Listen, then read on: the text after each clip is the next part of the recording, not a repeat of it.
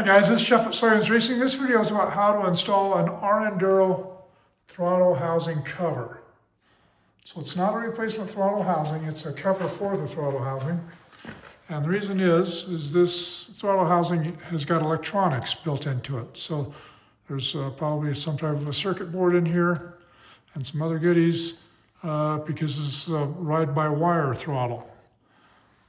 And although this is a fairly beefy piece of plastic, you loop this bike out, have any kind of a hard crash, or maybe even a tip over, and you bang this thing and break it, you're walking home, or you're getting towed, because the throttle will not work if you damage those electronics. So to me, this is a no-brainer to add this cover on here so that you don't have that issue.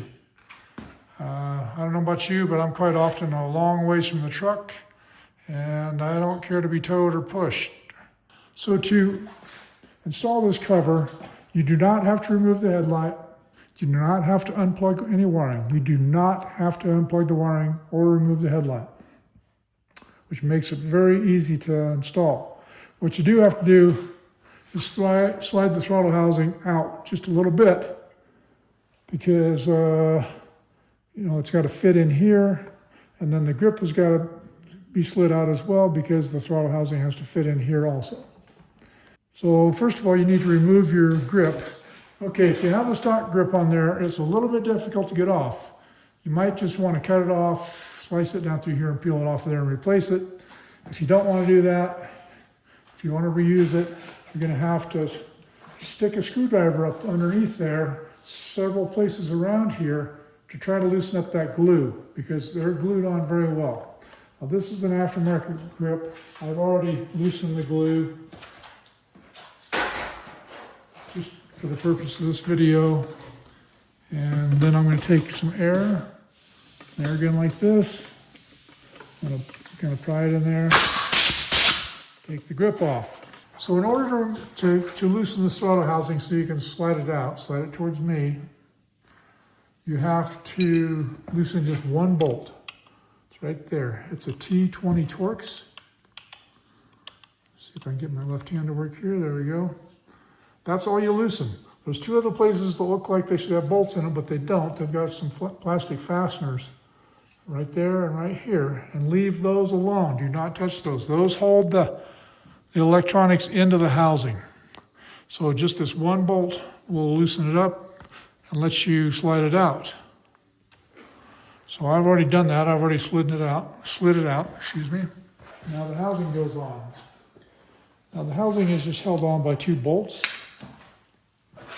See what you can see here. So the housing is going to end up like this. And there's two bolts that go in right here. And the housing has a cutout for this wire right here. So in order for that to fit properly, I removed this little zip tie that was on there from the factory.